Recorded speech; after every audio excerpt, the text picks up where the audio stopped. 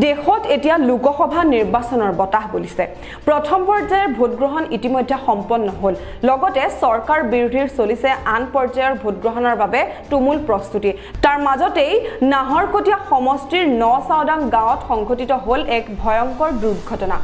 অসম জাতীয় পৰিষদৰ সমৰ্থক হোৱা বাবে অথবা লুৰিণজ্যোতি গগৈৰ হৈ নিৰ্বাচনী প্ৰচাৰত অংশ লোৱা বাবে জ্বলাই দিয়া হ'ল এগৰাকী ব্যক্তিৰ বাসগৃহ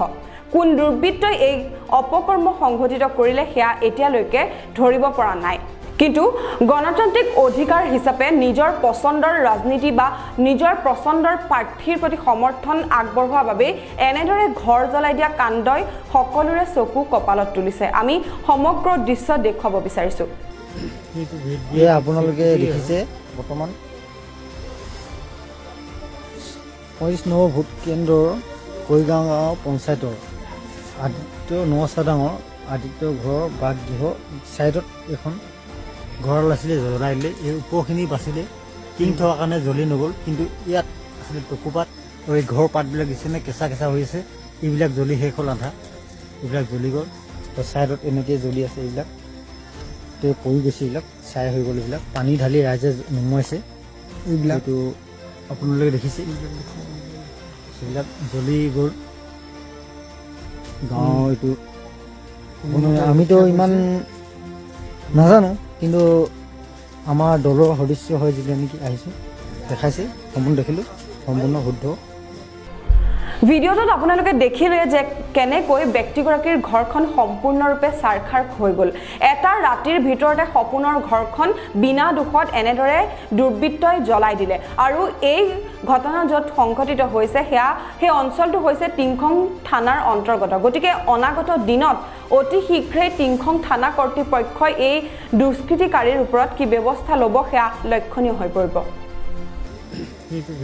আপোনালোকে দেখিছে বৰ্তমান 25 নম্বৰ ভোট কেন্দ্ৰৰ কৈগাঁও গাঁও পঞ্চায়তৰ আদিত্য নচাওদাঙৰ আদিত্য ঘৰৰ বাসগৃহ চাইডত এখন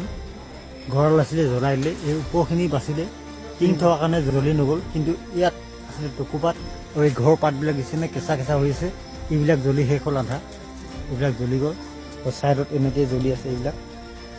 তো পৰি গৈছে এইবিলাক ছাই হৈ গ'ল এইবিলাক পানী ঢালি ৰাইজে নুমুৱাইছে এইবিলাকতো আপোনালোকে দেখিছে সেইবিলাক জ্বলি গ'ল